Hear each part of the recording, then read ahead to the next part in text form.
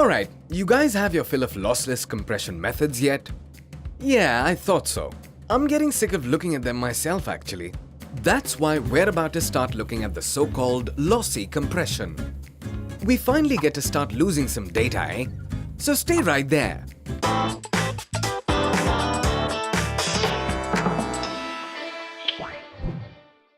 First of all, let's have a look at what we actually mean when we say lossy compression. With lossless compression, we're always able to fully restore the original file. That is, none of the data gets lost, it just gets encoded and compressed. Things are a bit different with lossy compression, since using one of these methods does cause data to get lost.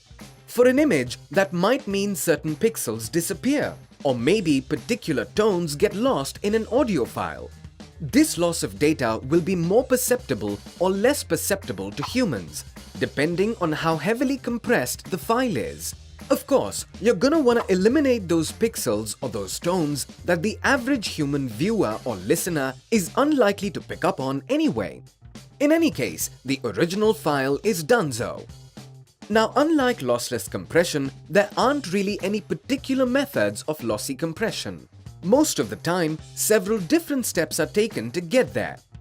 Though we are going to distinguish between image compression, video compression, and audio compression. I'm sure you're all familiar with the MP3 file format, which uses lossy audio compression. MPEG formats, on the other hand, use lossy video compression. And JPEG files are a super common format of lossy compression used for images. And now you know what all these terms mean. Basically, they just indicate the method used to compress image files and other formats.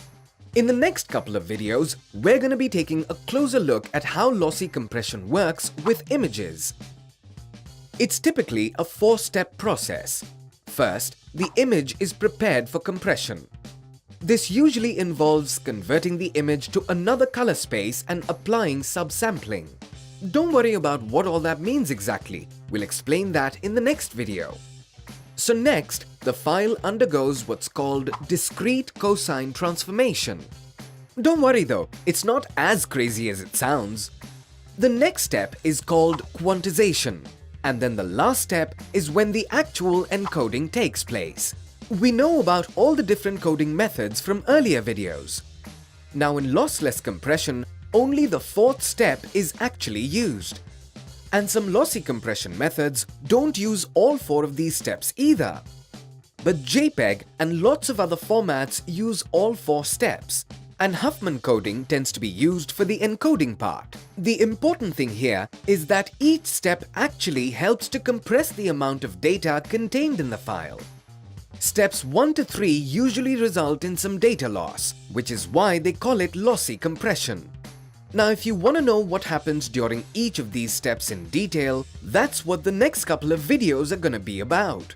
Okay, did we learn anything important in this short video? Did we?